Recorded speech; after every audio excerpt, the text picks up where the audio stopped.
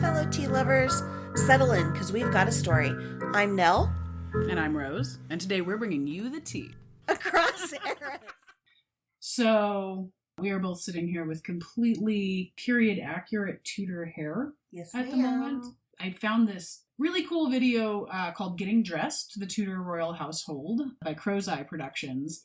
And it was an example of Catherine Parr's household, but it was a really cool step-by-step of this person getting ready in the morning. So it was the lady's maid that got up at the crack of dawn and how she got ready. And then the lady in waiting getting all done up to go and then get the queen dressed in a similar fashion. It was very interesting. I was looking at it yesterday and I thought I can accomplish this because I have too much hair. And I'm very interested in ways of keeping it out of my way. Particularly that aren't like all gathered up in one spot, because once it gets to a certain weight, I mean, it gives you headaches. Yeah. And so I actually managed to get it done. And in the process, realized what hair ribbons are for the first time ever. They're for tying a bow around your ponytail, right? Yeah. You always imagine that, I don't know, 10-year Victorian slice where people are wearing their little braids down over their shoulders with a big bow on it. Exactly. And that's all hair ribbons have ever really seemed like to me. But you hear about them everywhere. Like something cute that you could buy at the fair. Yeah, and you got like a new hair ribbon for Christmas. Right. You buy it for your sweetheart. Something. It's really, really commonly referenced. And yet you never really see how people are using it. No clue. But what you're doing actually, at least in the Tudor period, is that you're weaving your hair ribbon at the end of your braids. So you're just doing 2 braids down the side, weaving the hair ribbon in, and then using that length of ribbon to tie whatever length of hair you had around your head. And that keeps it under your cap. I never made the connection. No bobby pins needed. No bobby pins. I have hair to my ass that was put up with yarn all day today. My hair is not that long, and my hair is pretty thin, fine, I don't know. You got the curl, though. I mean, I have big curly hair, yeah. But mine is also tied up right now, and it feels super stable. I always wondered how you would keep any length of hair under a cap all day without fiddling with it constantly.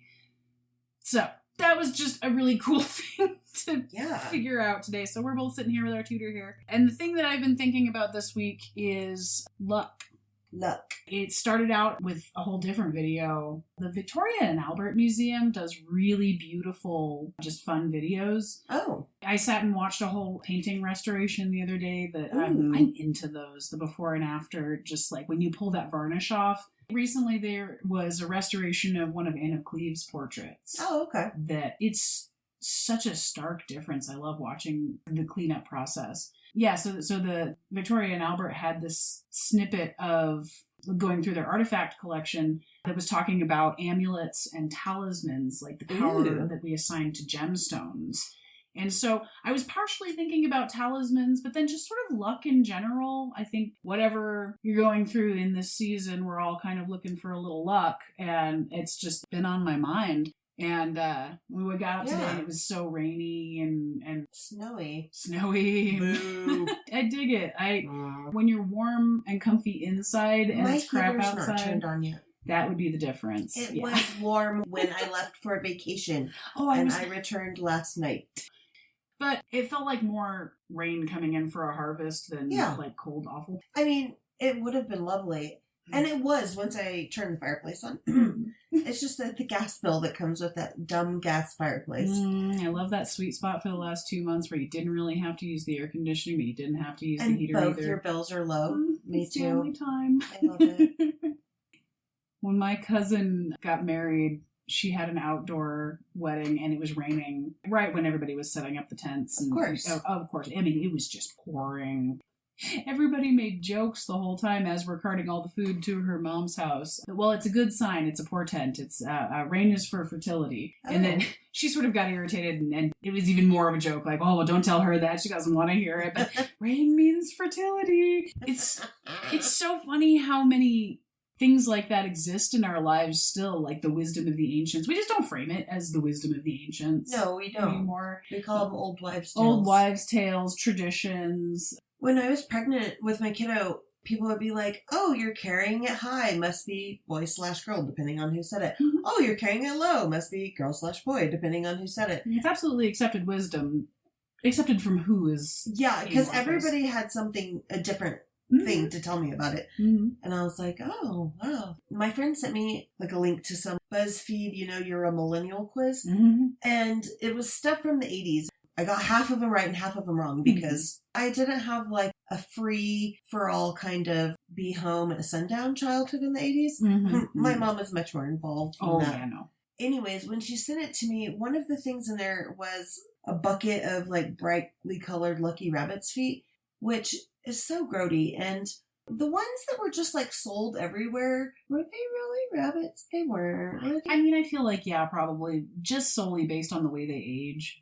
Like, have you ever seen one of those that's really old and has just been, in an open air situation and all the fur falls off? Ew, no, I hadn't seen that. It's bad. Why in the world were we letting our children, aka me and everyone else I knew, pick them out as prizes from like the ticket booth at Chuck E. Cheese? Yeah, it's definitely I think the only piece of taxidermy that you could reasonably give a child. That one just gets a pass for no reason at all. To me, when I think of things like, shark fin is, and I don't know, what is it supposed to be, a Viagra or something? I don't know. Yeah. But I'm like, in my head, I'm like, what a dumb belief. And that's the exact same way I feel about the rabbit's foot. Sitting here thinking about it, I'm like, what a dumb belief. We internalize so much wisdom, quote unquote, of the ancients in every single thing. And it doesn't even have to be of the ancients. It's just we have accepted wisdom. It could be from Mima. Right, exactly.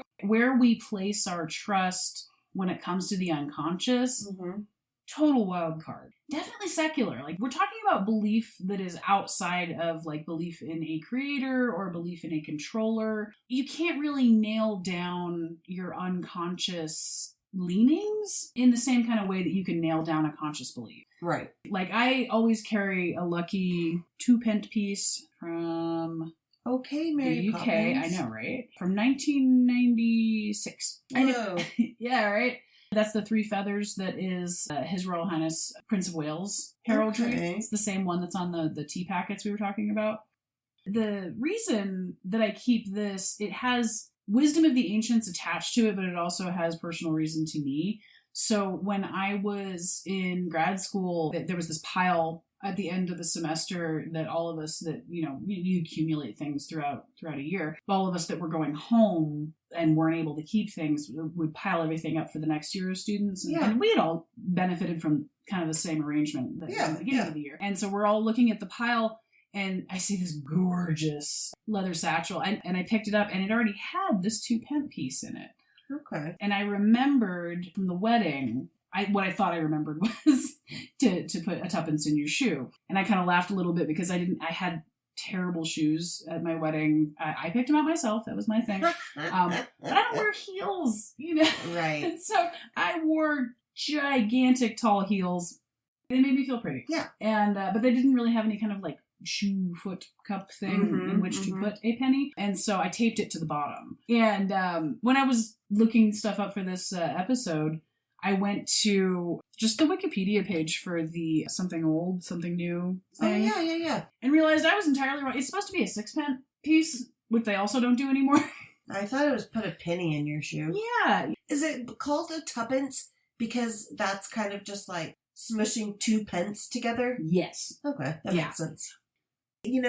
Things that are very culturally local don't translate well outside. I'm sure that someone who likes eating shark fin soup, maybe they think, why in the world would you carry around a brightly red dyed rabbit's foot that you got with your tickets at Chuck E. Cheese? Oh yeah, superstitions, omens, talismans, those are the kind of thing that if you want to dig into the meaning and the story behind them, you really have to start by putting away judgment. Yeah. It's like, obviously, I don't carry a rabbit's foot, but very interested in why that is a thing. Right. Those interests just have to be separate. And I like the coin idea. It just made me think of all the coins I saw in, where were we? Shanghai. In the Shanghai Museum, there was a big room with a display dedicated to coins from the various areas that China has reached. Mm-hmm. And of course, there's a lot of influence, like when Marco Polo came over. So there's like a lot of things where you're all, is this Roman or... The Silk Road crossover artifacts are so interesting. Yeah. It really speaks a lot to how much effort people are willing to go to move items over land. But like with the coins, like some of them were like layered types of metals with like a square copper piece in the middle of the silver or a round one. If I found one of those and didn't know how important it was, I would be like, this is a cool talisman to keep with me. At the end of the day, a talisman, a physical object that we're placing any level of conscious or unconscious belief in, they're aesthetically pleasing. Yeah. We're animals. We pick up shiny things. We like shiny things. That's why... We do like shiny things. Assign so much meaning to stones, particularly like gemstones, jewelry. They represent so much power to us. And I think that starts with the ooh pretty. And then we assign layers of meaning on top of that. I like how cold Jade is. Yeah, Jade was actually in that V&A video as well. Like, we're going to have to post. It was wonderful. Okay.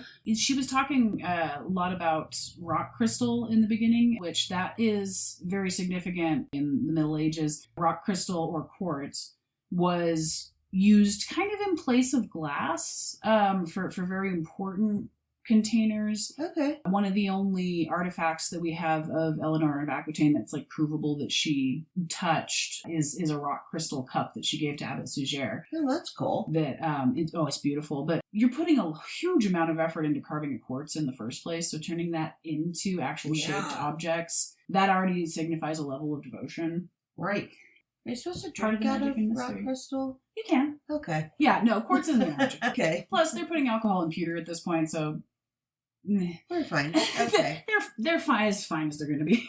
There's a really cool reliquary that the relics themselves, they have their own religious assigned power, but the container itself has its own powers and it has its own properties, and it's also supposed to be touching the wearer's skin. Oh. And quartz, because of its clarity and its magnifying ability, was considered to have, purifying properties. And what's funny is I have this handy dandy essential guide to crystals, something that you could probably buy at any bookstore. And for clear quartz, your healing functions are amplifies and strengthens the aura, amplifies magnification, brings spiritual peace and clarity. So it's so interesting that we're still assigning that same meaning because of the inherent qualities of this object. We're trying to get those inherent qualities to act on our behalf. And it's still based on the works of Pliny the Elder. Yeah. And this book came out in 2010.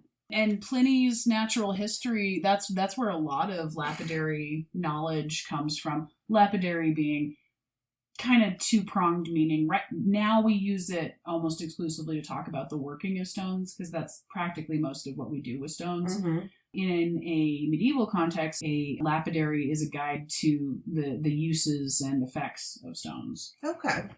The lapidary information in Pliny's natural history informs everything that we've written about it afterward. Oh. It's the largest book to survive the Roman collapse. It was not one of the rediscoveries.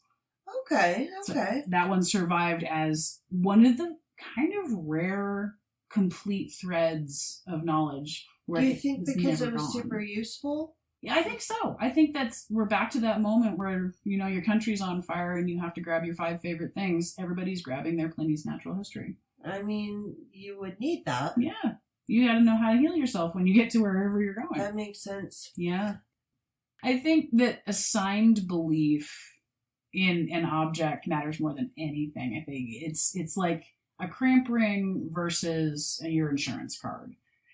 So like a cramp ring, that is a traditional medieval, up until like the reign of Mary I. Okay. It was a type of ring that was meant to ward off the falling sickness, aka epilepsy. Oh.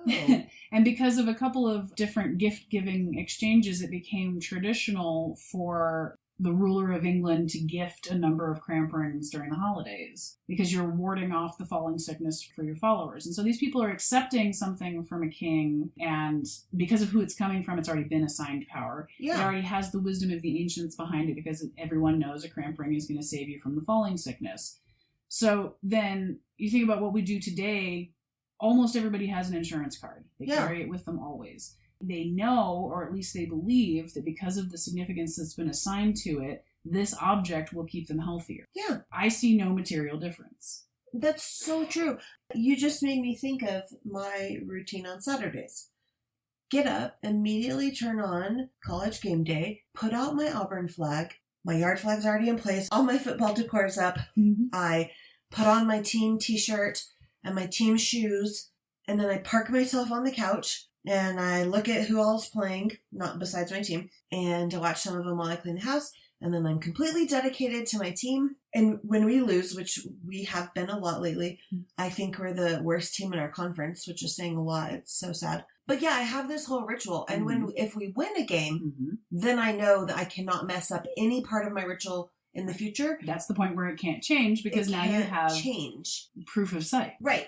If they lose and I don't think I've changed the ritual, I'm like, well, obviously I did something wrong. Right, and that's the interesting thing about routines that are based in ritual and talismans and things that we've assigned that kind of power to, is that proof of function has never been a deal breaker. No. You've never actually seen a piece of quartz make your soul more pure, but a medieval person will still wear it because that's what it's going to do. You can't prove that your team won because you were sitting on that couch cushion, but prove me wrong. Yeah, right? Obviously. I was thinking about the Taylor Swift bracelet thing. Oh, yeah. When I was reading about talisman objects, and it reminded me of you and your friend. That occupies talisman space. Yeah. Can you explain it to me? Yes. Again, there's a few more details to add in this thread. So a line in one of Taylor Swift's songs says, "So make the friendship bracelets." Mm-hmm.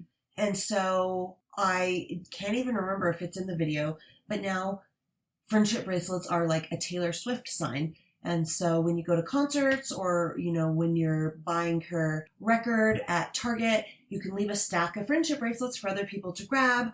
You can trade them with people, at the movies. We traded them. It's a thing. And then last summer, Travis and Jason Kelce, both brothers playing football for the NFL, have a podcast. And Travis says to his brother that he went to the Taylor Swift concert because she was doing a stadium tour. She's in a lot of the football stadiums. And he's an NFL player, and a very famous, popular one. He even had like a 1 season long dating show, I believe. Really? Yeah, I have not seen it. He tells his brother, he's like, yeah, I went, and I'm like, okay, I want to meet Taylor Swift. And they're like, nope, Miss Swift does not take visitors. She just sang for 3 hours. She's got to protect her vocals. That's fair. Yeah. And he's like, but I made her a friendship bracelet, and, it's of my phone number. And so he tells his brother about that, and then things happen. And next thing I know, because I'm a medium Swiftie, Taylor and him are dating, and she's at his football games, and everything has changed. That is some slick game. I will give you that. It is. It is. So that's the friendship bracelet. It's just like part of being a Swiftie, which I thought I was until I met some real Swifties. Yeah, there's definitely levels. It's like how much I love Disney. I just got back from Disneyland, and I really enjoy the rides. I like Cinderella. I love Coco. But then I realize, like, when I see other people, I'm like, oh, I'm not a Disney adult. Like, sometimes I say it in like a fun way, but some people take it very seriously. Yes. And that's cool. That's on them. I'm a dog woman. I take that seriously. So, lovely website called medievalist.net. It's an excellent resource. Was talking about omens. And this is a really cool article by Catherine Walton talking about medieval omens. Some of them actually seem really familiar. Some of them are wild. Okay. If a dog howls in a house, someone in the house will soon become sick and die. Wow. If someone meets a priest or a monk on the road, they will find danger or misfortune on their journey. Ouch. Right? That one was a little surprising. Meeting a hare on the road signifies that a bad thing will happen, which seems to have been replaced by black cat now. Maybe a different... Like a hare rabbit? A rabbit. Okay. Yes. So meeting a rabbit on the road. Okay. Is just as bad as a black cat. Unless you remove its foot and carry it around. Right. Then it's lucky. Oy vey. If you receive a good luck token on New Year's Day, you will have good fortune all year. If you find a halfpenny or a needle, you will have good luck, but if you dispose of it, your luck will turn against you. I heard a different version of this from a coworker of mine that was Dutch. Okay. That, because the accepted ancient wisdom that I was raised with, if you see a penny on the ground, If it's heads up, it's good luck. If it's tails, it's bad luck. Mine was find a penny, pick it up, and all day long you'll have good luck. Also the same as you from people at school. Yeah. Yeah. Her thing was, if you find a penny, heads or tails up, you pick it up. If you find a penny and you leave it alone, it means you're saying no to future wealth, and your wealth possibilities will go down exponentially. That's terrible. Which really just creates a conflict, because if you listen to one person, you shouldn't pick the penny up, and if you listen to another person, you should pick the penny up, and the luck may decide to have a different opinion of its own.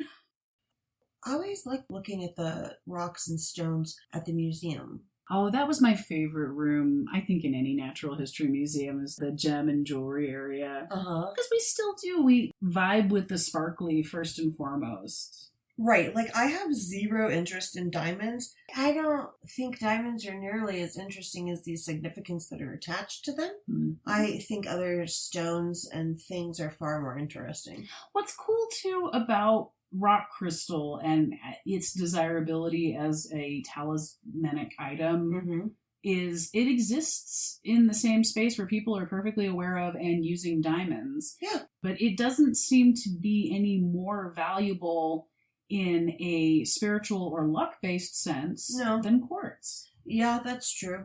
It's just valued differently. It's a sumptuary item more so because of its scarcity. You can't really say, well, you got to add diamonds to that or it's not going to work. You can, but you can only shop that to a very small number of customers. Right. It was really interesting in that V&A video when she was talking about a turquoise piece. Turquoise was present in the ancient world. It came from China. Mm-hmm. And the accepted wisdom about it was that it would fade over time with the health and age of its owner.